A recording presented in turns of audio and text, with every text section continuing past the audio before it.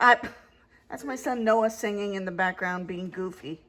I have 8 tomatillos, 3 jalapenos, 3 poblanos that I cut in half, removed the seeds, roasted it all with no oil, nothing.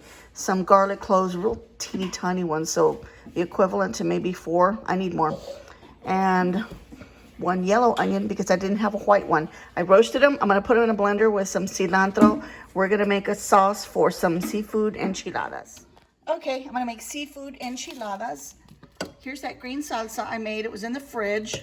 I made it ahead of time. I'm going to add a little water in this container that it was in. Put that in there. And then I'm going to add a little bit of the Mexican paste that I make. And I'm also going to add some heavy cream. And that's what we're going to pour on top of the enchiladas. I've got some Mexican rice going here. We have some pieces of trout and some shrimp that I have seasoned with onion powder, garlic powder, Old Bay, salt and pepper. It's not too much.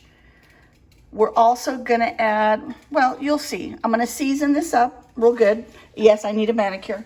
And I'm going to grill it up. We'll be back. Okay, there's the salsa. I just threw in a little water. And now I'm going to get about that much of my Mexican paste just to give it some flavor. I'm going to let this come to a simmer, and then I'm going to add the heavy cream. Maybe add a little more water. We'll see, because it needs to cover all of the enchiladas. There's the seafood grilling away. I seasoned it really well, again, with all of that stuff there. I'm about to flip it. It's looking good. This piece, I'll probably have to trim that off, but I'm going to take the shrimp off. This needs to go a little more. Looking good.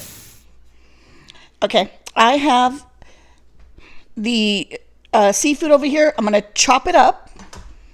I have some leftover mashed potatoes here. If you don't have leftover mashed potatoes, take a baked potato or take a potato and bake it. Boil it, do whatever you can. Add some milk, butter, get it seasoned well, because this is your glue. And I'll show you that part in just a bit. Okay, the seafood is all minced up. I added about 2 tablespoons of chopped cilantro. And now I'm just going to start plopping in the mashed potatoes. Let's see. And this is your call. You add, depending on how much seafood you use. That's, I think, I'm going to stop. Clean hands, even though I need a manicure. You don't want it to be all mashed potatoes. You want them to taste seafood, but you need a binder. I've had seafood enchiladas where it was all seafood in the middle, and then you cut into it and everything just falls apart. So you need a binder.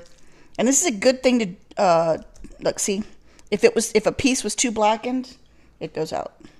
See that piece right there? That goes out. This is something good to do with all your odds and ends pieces of fish and your super, super small shrimp. It's a good idea. You can use anything, lobster, whatever. See this consistency? That's what I want. Now I'm just going to add, let's see if you can see that. I'm going to add a little white cheddar to it. And we're going to start rolling. Okay.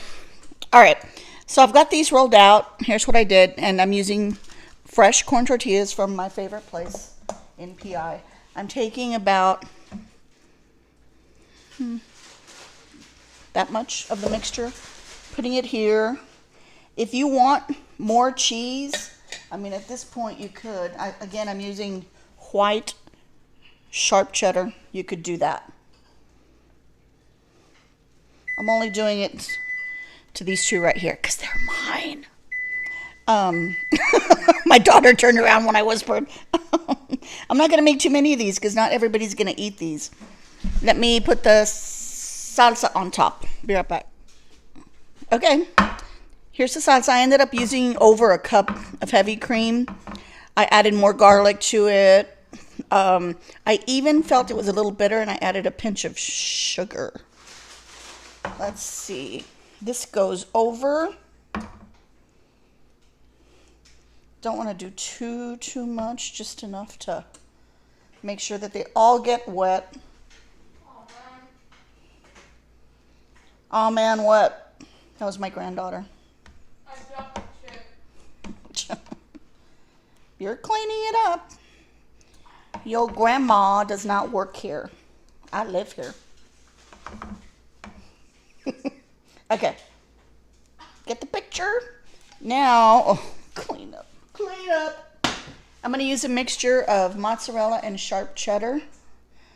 And I won't bore you with all that. I'll get it covered and show you that picture. Okay, that's what it looks like. They're going in the oven.